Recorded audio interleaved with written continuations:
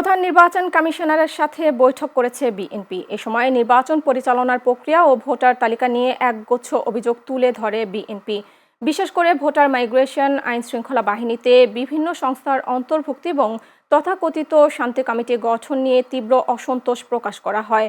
আজ সিএসসির সাথে বৈঠক শেষে কথা জানান বিএনপির স্থায়ী কমিটির সদস্য নজরুল ইসলাম খান। আজ রাজধানীর আগারগাঁওয়ে নির্বাচন ভবনে এই বৈঠক অনুষ্ঠিত হয়। নজরুল ইসলাম খানের নেতৃত্বাধীন প্রতিনিধি দলে বৈঠকে অংশ নিয়েছেন বিএনপির চেয়ারম্যানের উপদেষ্টা কাউন্সিলের সদস্য ইসমাইল জবিউল্লাহ, বিএনপির সিনিয়র যুগ্ম মহাসচিব অ্যাডভোকেট রুহুল কবির রিজভী আহমেদ এবং নির্বাচন কমিশনের সাবেক ভারপ্রাপ্ত সচিব ডক্টর মোহাম্মদ জাকারিয়া। ব্রিফিংয়ে নজরুল ইসলাম খান অভিযোগ করেন, নির্দিষ্ট কিছু রাজনৈতিক দলের নেতাকর্মীরা নিজ এলাকার বাইরে গিয়ে কাজ করছেন।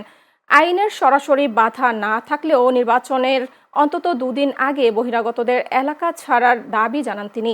প্রধান নির্বাচন কমিশনার, দুইজন নির্বাচন কমিশনার এবং নির্বাচন কমিশনের সিনিয়র সচিব মহোদয়ের সঙ্গে আমাদের একটা প্রতিনিধি দল আমরা কথা বলেছি এবং কিছু বিষয়ে আলোচনায় আমরা সন্তুষ্ট, কিছু বিষয়ে আমাদের যে রেসপন্স সেটা আমাদের আশানুরূপ হয় নাই, কিন্তু এটাই স্বাভাবিক, আলোচনায় তাই হয়। এনিওয়ে, যে আলোচনা হয়েছে